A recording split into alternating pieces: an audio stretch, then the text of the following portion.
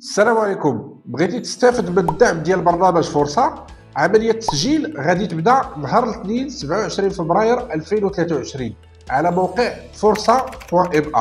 قبل ما تسجل خاصك تعرف اشنو هو المشروع المناسب اللي ممكن تقترح عليهم، حيت ماشي انت بوحدك اللي غادي تسجل، وانما كاين اكثر من 100 الف واحد اللي غادي يتسجلوا بحالك وعندهم مشاريع بحالك، ولكن غادي يختاروا 10000 مشروع اللي غادي يستافد من الدعم ديال 10000 درهم فقط. هذا الشيء علاش كندير هذا الفيديو، باش نعطيك اهم المعايير اللي خاصك تعتمد عليهم باش تسجل في برنامج فرصه. اولا كاينه مجموعه ديال المعايير التقنيه اللي هي خاصه بالفكره ديال المشروع ديالك. خاصك تقترح واحد الفكره ديال المشروع اللي عندك عليها المعرفه وشويه ديال التجربه، وكذلك تكون الفكره كتقدم واحد القيمه مضافه للمجتمع والمحيط ديالك. كذلك خاصك تقترح واحد الفكره ديال المشروع اللي كتناسب مع المبلغ ديال برنامج الدعم اللي هو 100 ألف درهم.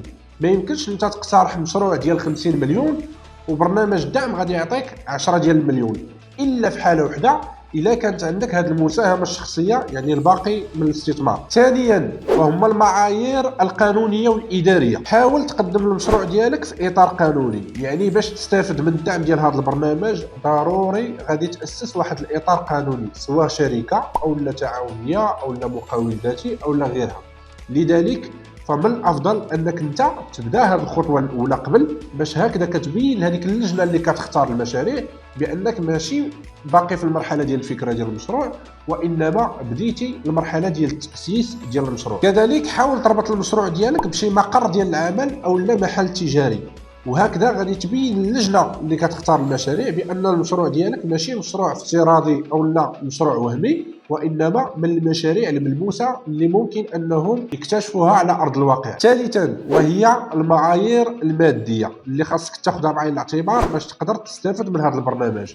بطبيعه الحال البرنامج غادي يدعمك بواحد المبلغ ديال 100 ألف درهم، ولكن كل ما اقترحتي ان عندك واحد المساهمه شخصيه تقدر ب 30% من حجم الاستثمار ديال المشروع، هكذا غادي تكون عندك واحد النقطه ايجابيه في الملف ديالك باش يتم الاختيار ديالك مقارنه بجميع المشاركين الاخرين. كذلك واحد النقطه سلبيه اخرى اللي خاصك ترد لها البال، اذا كان عندك شي كريدي او لا شي مشكل مادي مع البنكه ديالك، فمن الافضل انك تحاول تحل هذا المشكل هذا، لانه يقدر يكون سبب من الاسباب ديال الاقصاء ديالك واخا يتم الاختيار ديال المشروع ديالك في المرحله الاولى. هذه كانت اهم المعايير اللي خاصك تاخذها بعين الاعتبار باش تقدر تستافد من هذا البرنامج.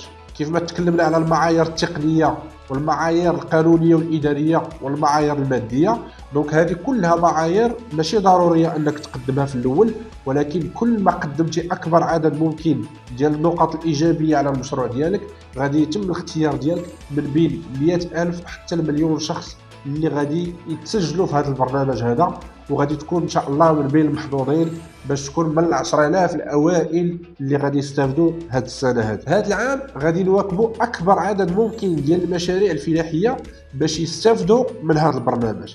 لذلك اذا كانت عندك فكره مشروع في المجال الفلاحي وكنتي محتاج استشاره او لا مواكبه باش تستافد من هذا البرنامج، يمكن لك تتواصل مع فريق عمل مؤسسه دار الفلاح باش يشتغلوا معاك على جميع مراحل المشروع ديالك.